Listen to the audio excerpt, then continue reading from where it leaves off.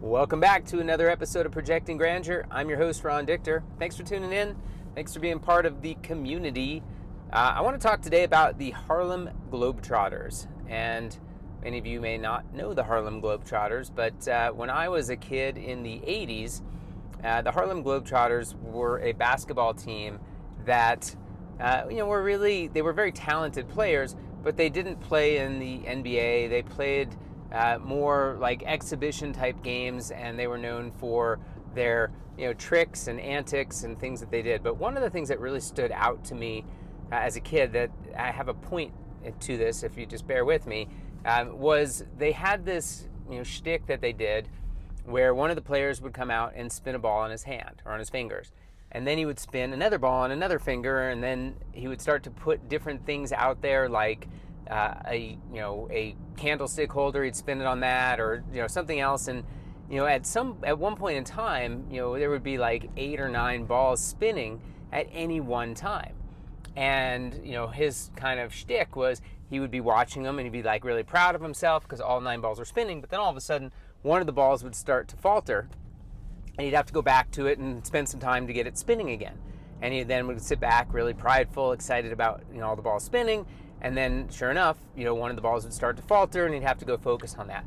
And as I watched that, it was really fun and mesmerizing as a kid. But as I think about that now as an adult, that feels a lot like running a business, right? You get something going, you get an initiative in the company, firing on all cylinders, and you hire somebody to go in and run that specific thing in the business, whether it's a distribution model, whether it's a product.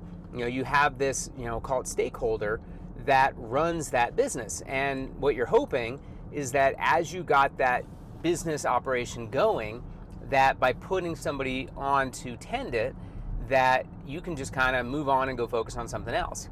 However, inevitably what happens is that as you go and spin another ball, and maybe 2 or 3 more balls, things start going, you realize that maybe there's something that needs some attention back on one of the balls that you spun before. Maybe you hired a stakeholder and they weren't doing a good job and you had to go in and help them, or maybe they quit, or maybe you had to fire them, and there's something that needs attention, or maybe just there was a business process that needed to be improved. But as you think about the world of an entrepreneur, your job is to get that first ball spinning. That first part of your business, whatever you're doing, you have to get that thing going. And then as you get it going, you can start putting your attention into a different part of the business.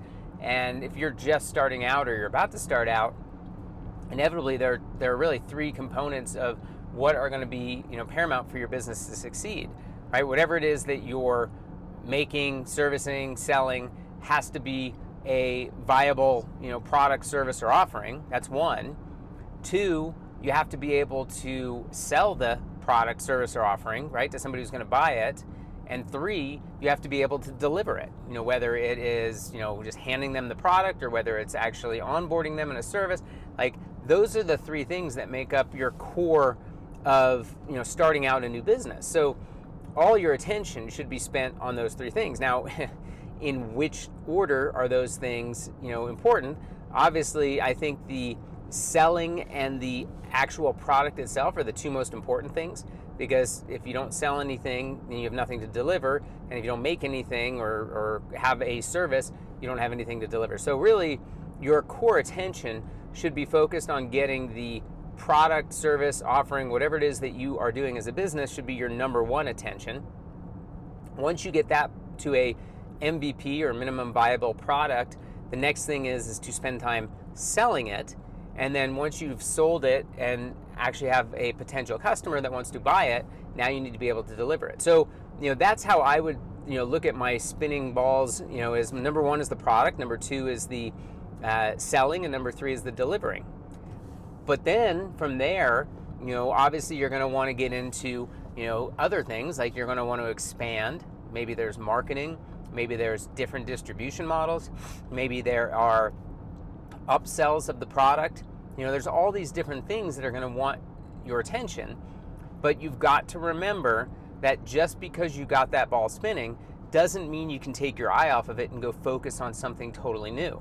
You have to really have good peripheral vision as an entrepreneur and be able to say, okay, I got this ball spinning. This thing is going the way I want it. I'm going to go focus my attention on another spinning ball. However, I don't get to just completely, decouple myself from that first spinning ball. I still have to pay attention to it. And I have to go back and tend it and make sure it's spinning from time to time.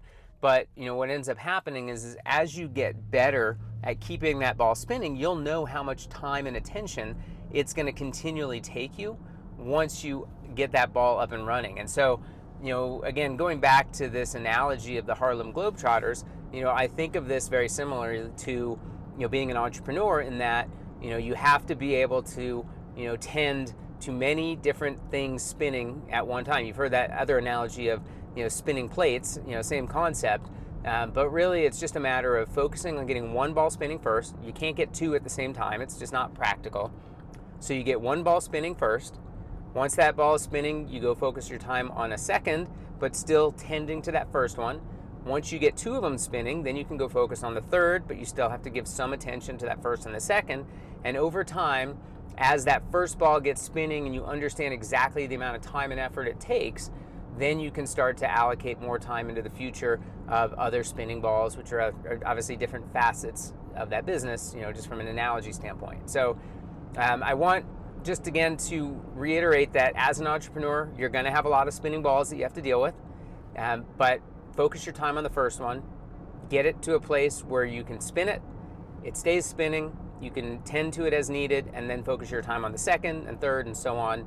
And that's how you continually can grow your business. And don't try to take on too much too quickly, because what will happen is all those balls won't spin properly and you won't be able to focus on anything productive. You'll just be sitting there trying to keep those balls spinning, which will ultimately hamper your growth. Even though you might feel like you're doing more faster, you're actually doing more inefficiently faster, which is obviously taking more time.